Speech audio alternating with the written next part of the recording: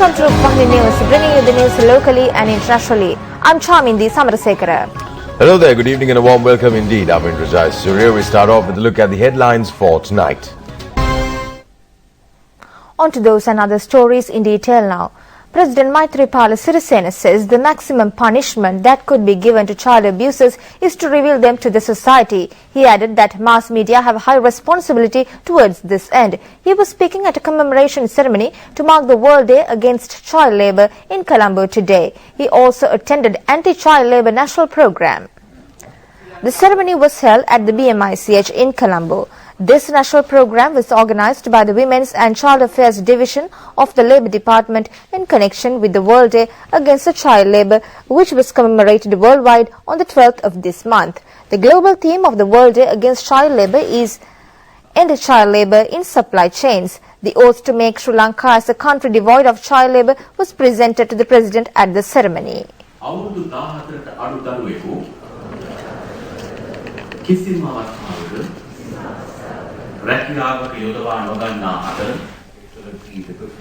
President Maithripala Sirisena signed the oath and it was institutionalized by sending SMS to mobile phone holders.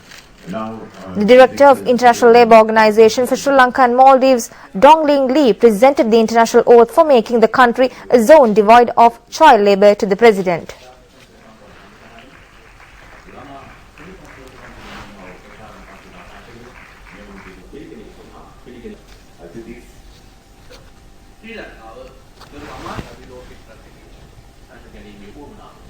President Maithripala Sirisena said that as a state abiding to UN charters, the Sri Lankan government is committed for the safety and nutrition of children. He added that the using of child labour is becoming a normal practice along with the increasing of poverty in a country. In some instances, parents are used to send their children for labour work. Some other parents are used them for their own labour work. Many people were not expressing sympathy for such children. That is why in many occasions these children were engaged as labourers. The President said, adding that they work like slaves.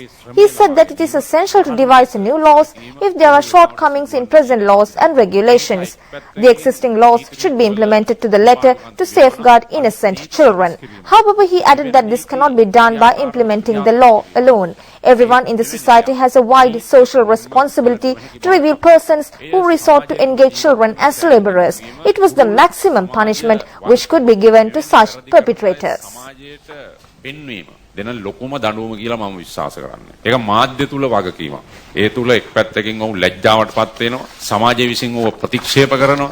සමාජය පිළිකුල් කරනවා. කායික දඬුවම් වලට වඩා මානසික වශයෙන් ඇතිවන පීඩාවන් ප්‍රබල දඬුවම් කියන එක අපි හැම කෙනෙක්ම දන්නවා. Finance Minister Ravi Karunanayake says the government's borrowing limit stipulated in the budget has not been changed whatsoever. He was responding to a question raised by MP Anuradha Dissanayake claiming that in the annual monetary report of 2015, a higher value is indicated instead of the budget-approved borrowing limit. However, Prime Minister Ranil Wickremesinghe told Parliament that officials, including the Auditor General, should be summoned before the Finance Committee to clear this disparity in the borrowing limit. Finance Minister Ravi Karunanayake said that the previous government during the final 24 hours of its existence had issued 3,000 million rupee bond. He asked, is it right to pay 3,000 million rupees to the Irrigation Ministry after issuing that bond? And this matter was under investigation by the FCID. He also asked us to whether they have to reveal this matter without mentioning the name of the Auditor General. MP Dinesh Gunawardene was upset in Parliament when such things were made known to the House, he said, and Sri Lanka's rating has gone down internationally by highlighting a method which is not followed on the government's financial statement as an opinion of the Auditor General, he said. Chief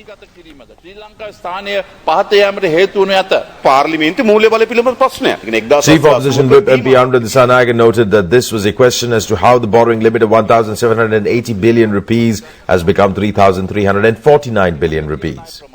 Finance Minister Karunanayake said that the total amount of debt taken by us will be subtracted and the annual amount of debt will be added thereafter to the local and foreign debt. That is the total amount of debt, and the Attorney General has informed not to deduct the debt already prepaid. විගණකාධිපතිතුමත් මුදල් අමාත්‍යාංශයේ ලේකම්වරයාත් අද අනිකුත් නිලධාරීන් පාර්ලිමේන්තු මුදල් කමිටුවට කැඳවනවා. ජාත්‍යන්තර මූල්‍ය අරමුදලේ Prime Minister Wickremesinghe said that there is a disparity between the International Monetary Fund report and this report of the Auditor General. Previously, the Auditor General's Department had indicated the debt of 1,300 billion rupees. It was included, and the debt of the present government is increased by 1,500 billion rupees. We have to show from where the money has been taken from, and if such an amount of money had been taken, then it cannot be reduced from local banks. කොතනින්ද මුදල් ගත්තේ? ඒ මුදල් එහෙම අපි ලබා ගත්තා නම් එහෙනම් මේ රටේ බැංකු ක්‍රමයේ මුදල් අඩු වෙන්න ඕන. භාණ්ඩාගාරයේ කිව්වේ කාරණේ තමයි ජාත්‍යන්තර මූල්‍ය මුදල්. Meanwhile, Finance Minister Rupavahini Naik has raised a privilege issue in Parliament, stating that MP Mahinda Anandalat Gamage presented false facts during the no confidence motion debate against him. The United States Ambassador to Sri Lanka, Atul Keshav, and a US Embassy team recently visited the Hambantota region in the deep south to meet local officials and business executives. During the visit, Ambassador Keshav spoke with leaders from the Hambantota Chamber of Commerce, which was initially established with support from the United States Agency for International Development. He also received tours of the port of Hambantota, Magam Ruhunupura International Convention Centre and the Mattala Rajpaksa International Airport. Ambassador Keshav also participated in the evening puja at the Ruhunu Maha Kataragama Devalaya. In the meantime, Cabinet of Ministers yesterday decided not to seek consultancy services from Mudita Jayakodi Associates, an architectural firm engaged in the Akuragada Defence Headquarter Complex construction project. This decision was taken on the recommendations made by a committee appointed to probe into the issue relating to this company. According to the Cabinet memorandum presented by President Maithripala Sirisena, it has been decided to review consultancy fees already paid to this company. Co-Cabinet spokesman Minister Dr. Rajat Sena rather disclosed details of this deal of the previous regime at the Cabinet news briefing in Colombo today. Observations of the committee: A. Mudita Jayakodi Associates Limited had been appointed as lead consultants of the project without following competitive bidding. Cabinet of Ministers at its meeting held on 25/1/2011 decided to grant approval to appoint MJAPL as consultant to provide consortium consultancy services during construction and to approve a payment of 5.5% of the total project cost of the service to be provided. Accordingly, A. UDA selected MJAPL as consultant of Akuragada project in 2003 but without approval of the Cabinet of Ministers. Cabinet approval had been obtained to appoint MJPL as consultant of the Defence School Complex on 5/4/2006. MJPL registered at Registrar of Companies as Limited Liability Company on 27/10/2010. The Indonesian government has said that a boatload of stranded Sri Lankan asylum seekers would not be towed back out to sea after local officials had sparked anger by pledging to send them on their way in a rickety craft. Indonesia Saturday allowed the group of 44 asylum seekers who were confined for over a week in their stranded boat in Longga Coast in Aceh province to come ashore and stay in a military tent. However, the local officials said they will be towed back to international waters to continue their journey to Australia when their boat is repaired. Indonesian authorities instead will allow those with genuine refugee claims to stay in Indonesia pending permanent resettlement to another country and send the others back home, an immigration department spokesman said. The group of Sri Lankan refugees consisting 20 men, 15 women including a pregnant woman and 9 children has left from India a month ago. They got stranded in the Longga Coast on June 11th when their boat developed engine trouble. The World Health Organization has predicted that around 1 billion people will die owing to smoking in the 21st century. Sri Lanka is now in a path of eliminating the people's practice of smoking along with the civil society under its program of making Sri Lanka a country devoid of alcohol and tobacco. Doctors were of the view that smokers and persons who inhale cigarette smoke are susceptible for non-communicable diseases, and chemical experiments revealed that there were around 4,000 poisons and 43 cancerous substances in cigarette smoke. However, people worldwide have a tendency to become addicted to smoking as they have failed to understand its deadly repercussions. Health Services Director General Specialist Dr. Palita Mahipala said that one of the main reasons for heart ailments, cancer and in the lungs and throat was smoking. He said that even non-smokers will be affected if they inhale cigarette smoke of others. රසායනික ද්‍රව්‍ය 7000ක් පවන තියෙන දුමක් තමයි මේ සමහරු ආශ්වාස කරන්නේ. ඒකයි මම කිව්වේ මේක මහා සමාජ ඛේදවාචකයක් කියලා. අද අපේ රටේ ප්‍රධානම මරණයට තුඩු දෙන සාධකය තමයි හෘදවස්තු රෝග. ඒකට බලපාන්නේ ධූමපානය. ප්‍රධාන වශයෙන් පිළිකා ගත්තාම පෙනහල්ලි පිළිකාද, උගුර පිළිකාද, ගලනාලයේද, ශ්වාසනාලයේද, මුත්‍රාශයද, වකුගඩුවලද මේ සියලුම පිළිකා ඇති වෙනවා ධූමපානය කිරීම නිසා. Specialist Dr. Hemant Amarasinghe said that the main reason for non-communicable diseases such as cancers, heart attacks and lung disease was smoking cigarettes. He added that 2.4% of school children are addicted to smoking and measures should be taken to ban smoking and taking dangerous drugs. There were around 2,000 cancer patients suffering from lung cancers in the island, and smoking causes many other diseases which such patients suffer during their lifetime. Sri Lanka has banned smoking in public places by law. Everyone has a right to protect themselves against smoking, and it will help towards the sustenance of society. Sri Lanka's Foreign Affairs Minister Mangala Samaraweera paid a courtesy call on Prime Minister of Norway Erna Solberg yesterday, the Foreign Affairs Ministry said. The Foreign Affairs Minister will hold bilateral talks with his counterpart Foreign Minister Borg Brende today. He will also deliver the opening address at the first plenary session of 6th World Congress against the death penalty on progress and setbacks in Asia, lessons to be learned. The 6th World Congress against the death penalty is being held in Oslo from 21st to 23rd June. This year's Congress will focus on national institutions for human rights and progress and setbacks in Asia. The Congress will attract 1,300 participants from over 80 countries, including ministers, parliamentarians, academics, lawyers and members of civil society. Members of the COPE committee, including its chairman MP Sunil Handunethi, today inspected medicinal drug store in Kalania. They have found a stock of medicinal drugs which were already expired. It has been reported that this stock of medicinal drugs is valued at around 300 million rupees. This store is also not suitable to keep medicinal drugs, and MP Sunil Handunethi said that they will be constantly inspecting as to whether these expired drugs are going to be issued to patients. He added that recommendations will be made to prevent the reoccurrence of such practices in the future. Prime Minister Ranil Wickremesinghe presented the Gazette containing guidelines for electronic and print media during election period as a motion in Parliament today. Prime Minister Ranil Wickremesinghe said that everyone in this country knows as to how the state media had been used during election period. We have now been given an opportunity to discuss with all parties relating to this matter and reach a consensus. The Right to Information draft bill is to be enacted in Parliament tomorrow. Two important bills were presented in Parliament this week under the Good Governance government of President Maithripala Sirisena. And now for news from the region, Asia, in a minute.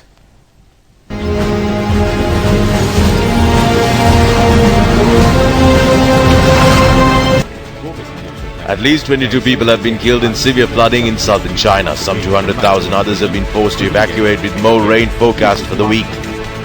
North Korean researchers at King Il-sung University say they have developed a technology for purifying water using an artificial floating garden in a Pyongyang river. Chinese President Xi Jinping arrived in the ancient city of Bukhara in central southern Uzbekistan Tuesday, starting his state visit to the Central Asian country. As many as 1,632 pregnant women performed yoga in Rajkot city of India's western Gujarat state to mark the International Yoga Day. Fashion industry top fashion designers showcase their creations in the largest exhibition of the fashion industry. Thailand's Fashion Designer Creativity 2016 kicked off yesterday.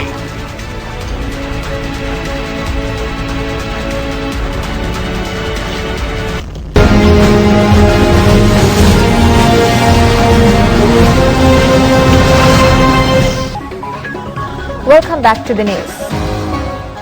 China's Yunnan province extends its cooperation to Sri Lanka, especially in expanding exports in the fields of apparel, tea, rubber, gems and jewellery and fisheries. The Chinese province also explores the possibility of promoting tourism in Sri Lanka. The total number of Chinese tourists arrived in Sri Lanka last year has reached 230,000. By developing tourism between Sri Lanka and the Yunnan province, it could increase by 472,000 tourists if 1% of them from the province could be attracted to visit Sri Lanka. This was stated by a member of the CPC leading group of the People's Government of Yunnan Province, Gao Xuan, when he held bilateral talks with the visiting Sri Lankan head Sujiva Senasinghe recently. He invited entrepreneurs of the Yunnan province to set up industries in Sri Lanka. He told the Chinese leaders in the province that there is an excellent prospect for promotion of black tea, and it was proposed to open specialized tea salons initially in the Yunnan province. With the current lifting of EU ban on seafood exports to the European Union, Sri Lankan seafood exporters would look very positively at the Chinese market. The Chinese side expressed the willingness to provide logistics related to the fisheries sector. In the meantime, the draft bill on the right to information is to be taken up for debate in Parliament tomorrow. Scholars pointed out that the action taken to restore the right to information to the people, which was deprived of them for 20 years, was another progressive step of the government. Co-convener of the Citizens' Power Organization, Gamini Vianagoda, said that several attempts were made to give the right of information to the people in the past. Former MP Karajai Surya had tried to bring this bill in Parliament twice, but the previous government had rejected to give the opportunity for the right to information. In one such occasion, former President Mahinda Rajapaksa said that if anyone wants information, he can provide it. They should ask him to get such information. If any ruler is controlling the right to get information of the people, it shows his attitude of disregarding democracy. The other matter was his fear of revealing his secrets to the country, he said. Gandhara sacred relics were brought to Sedavatta Viharagoda Purana Viharaya today. The sacred relic exposition is now being held at this temple with large number of devotees worshipping the relics.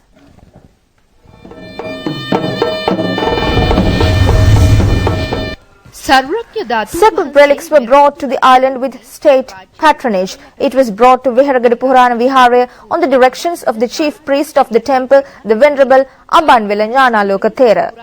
It was placed at the Buddha shrine room in the presence of several people's representatives. Thereafter, the sacred relic exposition began amidst chanting of Sekpirit by the members of the Mahasangha. Hundreds of thousands of devotees are arriving at the Viharagoda Purana Viharaya to worship the sacred relics. The exposition will end tomorrow. The sacred relics will be taken to Hunupitiya Gangarama Viharaya on Friday the 24th. The relics exposition will end on the 25th.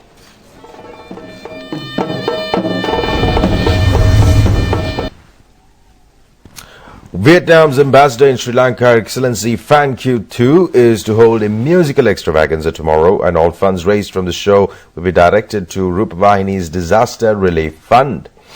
Graceful melodies, an evening of song on behalf of flood relief, will be held on June 23rd from 7:30 p.m. onwards at the Russian Cultural Center, number 10, Independence Avenue, Colombo 7.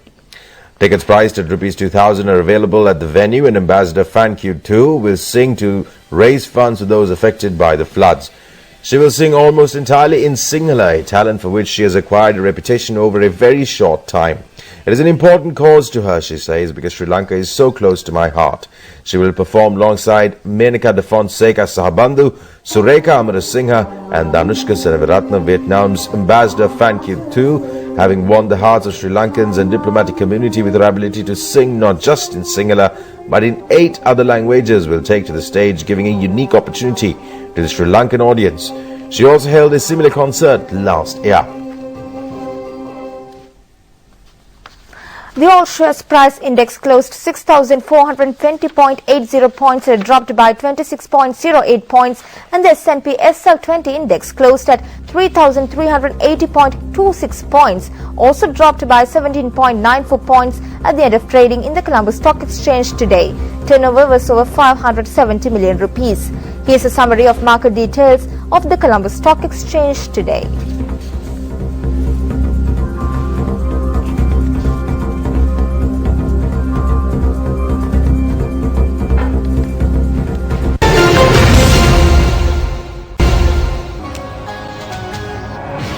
Welcome back, and continuing with international news now. Britons are talking about the United Kingdom leaving the EU around twice as much as they are discussing the Remain campaign. New data revealed users on social media site Twitter seem much more preoccupied with the Leave campaign, racking up 800,000 mentions against 400,000 for Remain. According to an analysis by social monitoring tool Brandwatch, up until June 7, 2016, there were 5.4 million tweets mentioning the EU referendum in the last 2 months. Brandwatch said, of course, this doesn't necessarily mean that more people using social media will actually vote Leave, and these mentions will include people who are talking about the Leave campaign but doesn't necessarily support it. Pollsters have struggled to call a clear outcome for the June 23rd vote. On May, 2 online surveys had the Leave camp as in the lead, but only hours later 2 other polls showed Britons narrowly favouring the Remain option. Prime Minister David Cameron is the most mentioned political leader, followed by Vote Leave figurehead Boris Johnson and Eurosceptic UKIP leader Nigel Farage. The count of the EU referendum will begin at 382 venues across the UK soon after polling stations close their doors at 10 p.m. on Thursday, June 23rd. Local and regional results will come in overnight before the national declaration of the result, which is expected around breakfast time on Friday, June 24th. If Britain does vote to leave the EU, the result will prompt huge celebrations amongst Brexit campaigners and Eurosceptics across Britain. The Indian Space Research Organisation successfully placed 20 satellites into orbit from southern India today, its highest number yet. The launch of the 320-ton PSLV C-34 took off from Satish Dhawan Space Centre, carrying 3 local and 17 foreign satellites, including satellites from Canada, Indonesia, Germany and United States. They included Kartos-2, an Indian Earth observation satellite that can take high-resolution images. With this launch, the Indian Space Agency has beaten its previous record of placing 10 satellites in April 2008. Currently, Russia holds the world record for placing the most number of satellites in a single launch. Its Nepal rocket launched 37 satellites in 2014. Now for some international stories in brief. Rejects the ban by the US. North Korea has tested 2 mid-range ballistic missiles from its eastern coast, says South Korea. The first launch was considered to have failed, traveling about 150 kilometers before landing in the sea. But the second, launched hours later, flew about 400 kilometers and reached an altitude of 1,000 kilometers, the most effective test to date. At least 79 people have been killed by lightning strikes in the Indian states of Bihar, Jharkhand and Madhya Pradesh. 53 people died in Bihar and 10 people were killed in the eastern state of Jharkhand, and at least 16 died in Madhya Pradesh. Most of the people who died were working on farms during torrential rains yesterday.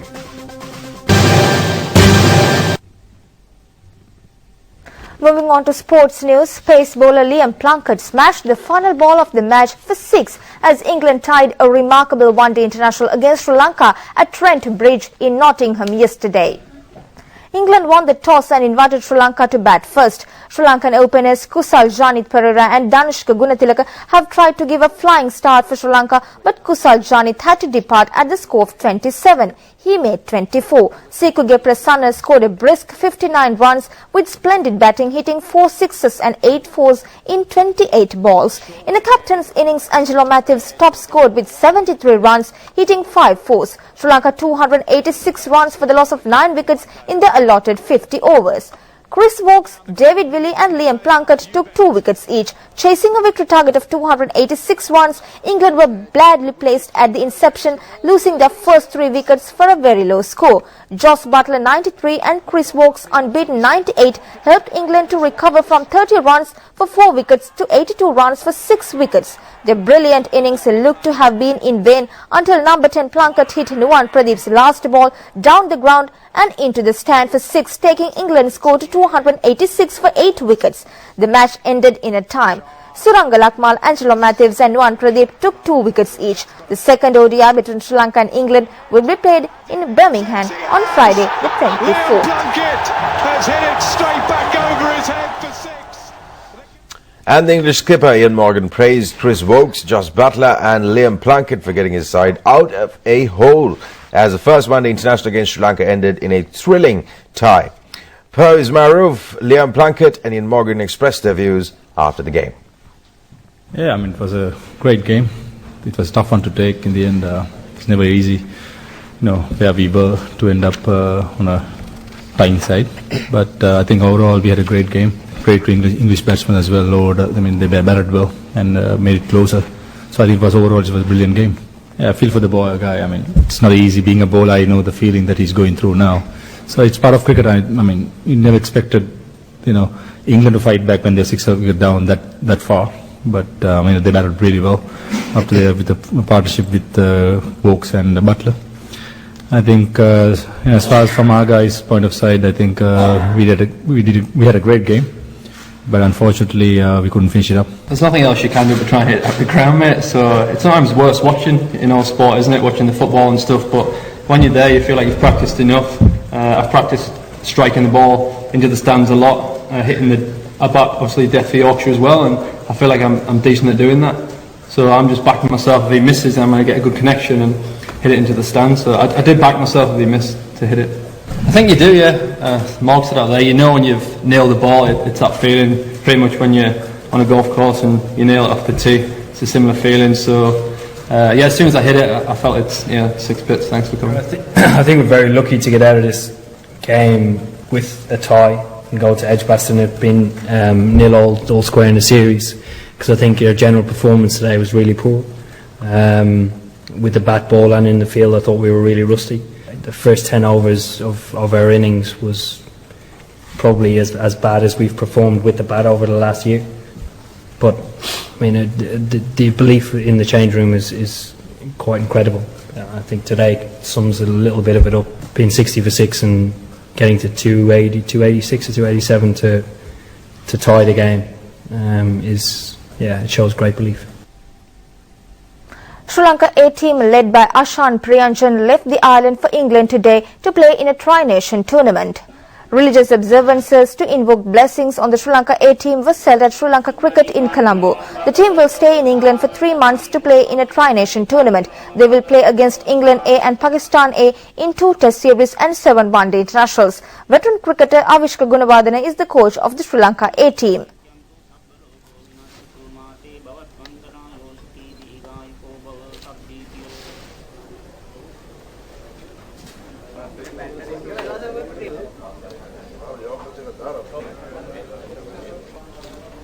Sri Lanka A team captain Ashan Priyanjan said that they have been practicing with commitment and planning for the upcoming Tri-Nation series in England during the past 1.5 months. They were mainly concentrated on being accustomed to England pitches as well as how to face swing bowling. Sri Lanka will play their first warm-up match in England on the 26th of this month. In the meantime, Ireland and England reached the finale of the 2016 World Rugby Under-20 Championship as they beat Argentina and South Africa, respectively. Hosts England and first-time finalists Ireland will meet in the World Rugby Under-20 Championship 2016 final after both sides progressed through their semi-finals in Manchester on Monday. In the first semi-final, Ireland breezed past Argentina, scoring 3 first-half tries en route to a 37-7 victory. England went even better against 2012 champion South Africa, producing 5 tries in the first half, as South Africa saw their captain Jeremy Ward yellow-carded for a dangerous tackle on Max Mullins, and South Africa mounted a brief fight back in the second half, but it was too late as they fell 39-17. Lionel Messi scored his 55th international goal to become the country's all-time leading scorer as Argentina thrashed hosts the United States 4-0 to ease into the final of the centenary Copa America yesterday. Many of those at the 70,858 crowd in Houston came to witness Barcelona's star etch his name in the history books, and Messi, who captained the side on the 112th international, almost grabbed a second 8 minutes from time, but Guzan turned his shot around the post for a corner. However, the mercurial forward was on hand to have a say in the 4th goal when his pinpoint pass set up Huyen to complete the route with a simple tap in after 85 minutes. Weather forecast Met Department says that prevailing strong windy condition is expected to continue over the country, particularly over the western slopes of the Central Hills and Southern Province and over the western and southern sea areas. Several spells of showers will occur in the central, Sabaragamu, southern and northern provinces. A few showers are also likely in the western, northwestern and eastern provinces.